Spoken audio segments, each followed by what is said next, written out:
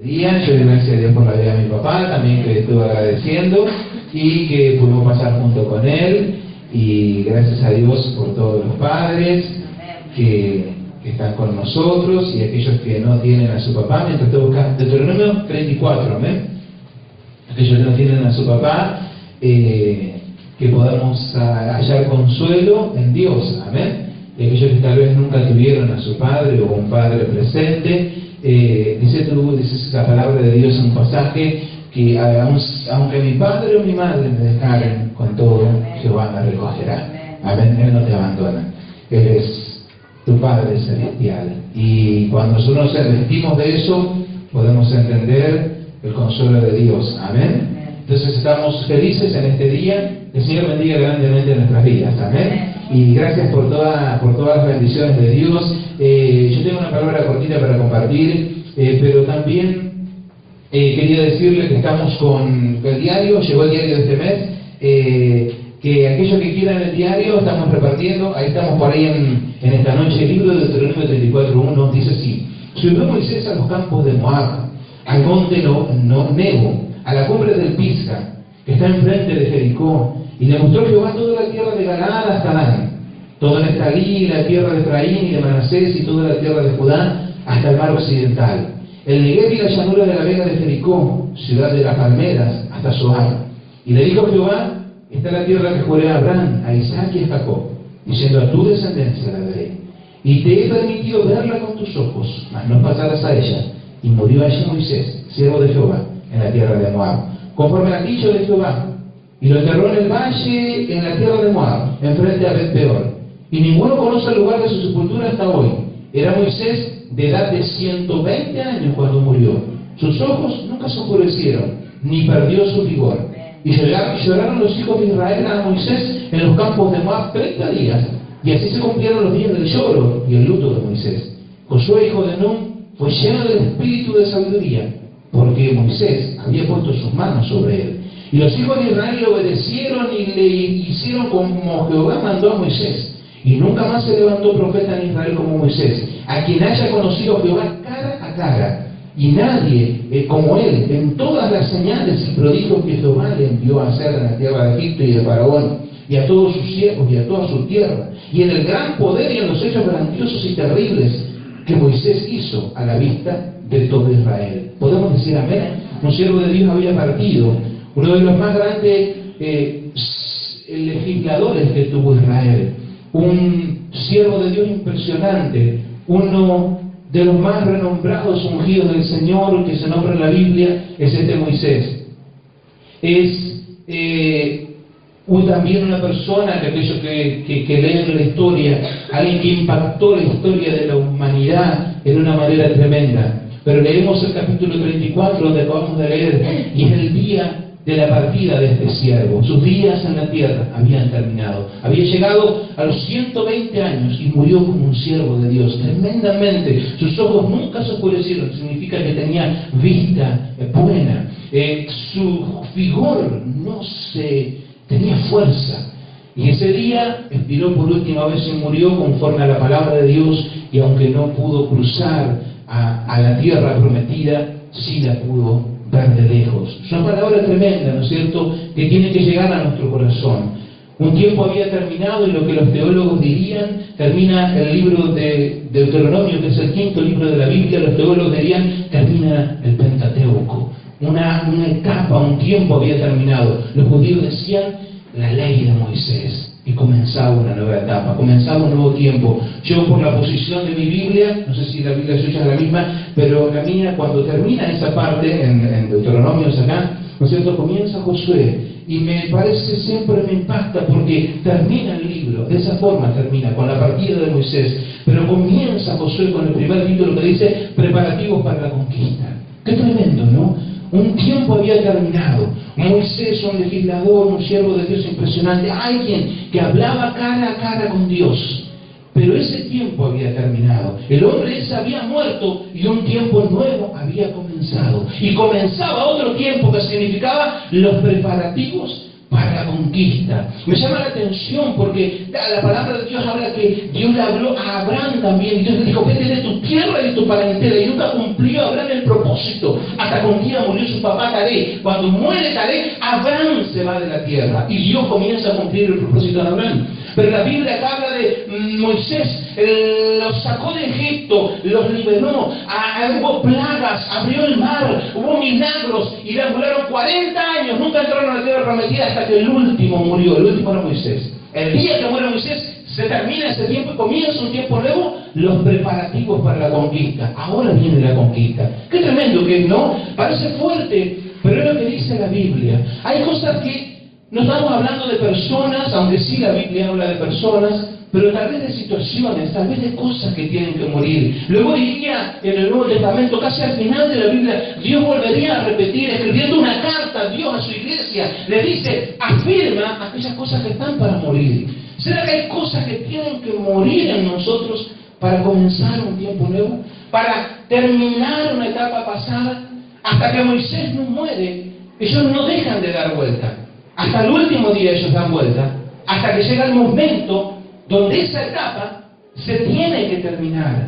Hay etapas que se tienen que terminar, momentos en los que las personas siguen dando vueltas y vueltas y vueltas en algo. Yo a veces he aconsejado a matrimonios por tiempos y me da curiosidad a veces porque lo he aconsejado durante años y siempre le doy el mismo consejo, porque el problema siempre es el mismo.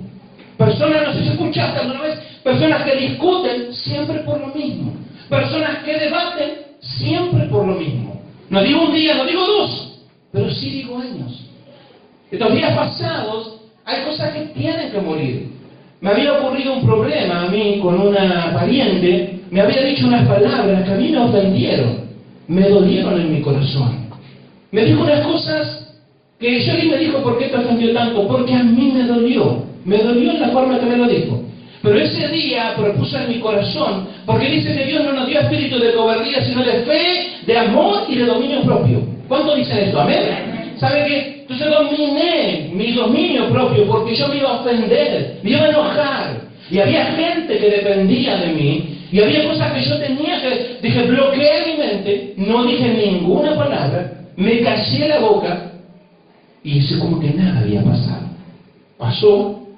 Después compartimos con esta persona, ella estaba lejos, hablamos, chateamos por teléfono, son familiares, pero nunca no quería hablar a la distancia. Pero estos días cuando se dio la oportunidad, fuimos con Jolie y le dije, hablé cara a cara, le dije, esto no me gustó, esto me ofendió, esto así, así, así, así. Ojalá me hubiera discutido un poco más y me desahogaba más, pero encima me aceptó todo. Pero lo cierto es que tenía que sacar cosas del corazón, porque si no eso sigue dando vuelta. Y en ese momento que eso sucedió, a mí me dolió. ¿Sabe por qué? Porque recordar viene del latín recordare, que significa volver a pasar por el corazón. ¿No sé si usted sabe lo que significa recordar? Significa volver a hacer pasar las cosas por el corazón. Yo recordé lo que había sentido, lo que me había pasado, las cosas que me dijeron, y lo volví a pasar por mi corazón, y eso me dolió.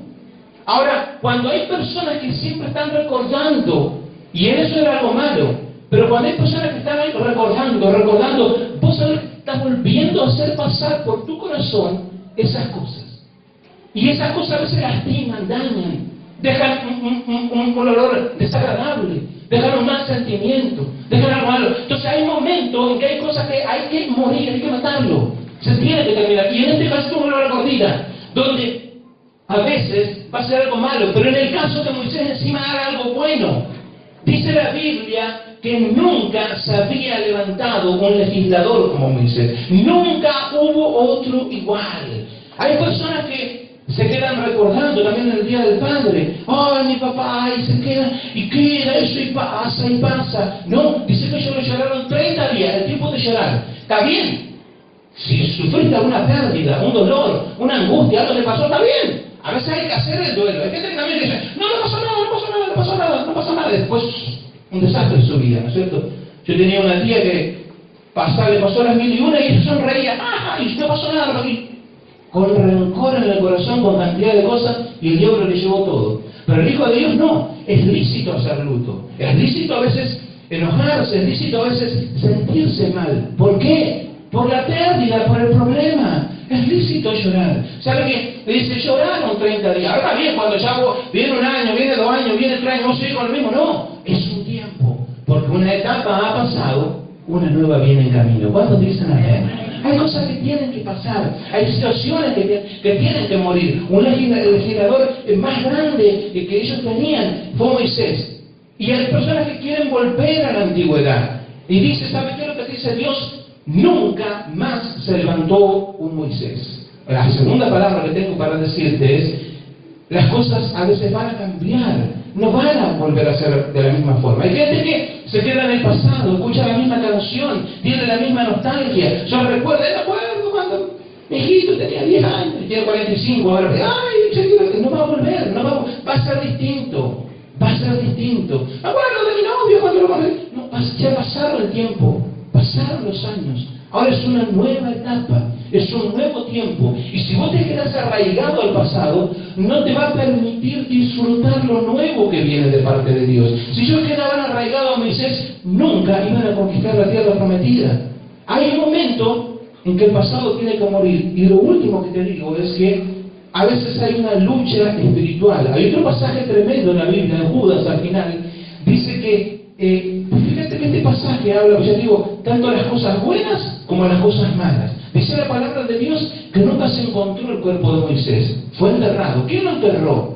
¿Sabe que nunca se supo eso? Moisés estaba solo. Y ese día expiró. Dios se llevó el viento, partió con él. La Biblia habla de Judas y hay unos libros que se perdieron, donde se dice que el arcángel Miguel disputaba por el cuerpo de Moisés. ¿De ahora lo que pasó? El diablo vino y dijo, me llevo el cuerpo. Todavía estábamos charlando con Hernán y decía, justo te voy a predicar este domingo, pero no voy a tocar ese punto, un punto controversial ni nada, sino simplemente lo que dice la Biblia. Dice la Biblia que el arcángel, vino el diablo y le dice, me llevo el cuerpo. Y el ángel le dice, el Señor te reprenda. Y levantó su espada y el diablo huyó. ¿Y quién lo enterró? No sé. Tal vez fue un ángel. Tal vez fue Dios ese día que estaba ahí en el velorio de Moisés. No sé, lo cierto es que nunca se encontró el cuerpo de Moisés. ¿Sabe por qué nunca se encontró? Porque el pueblo de Israel iba a hacer idolatría.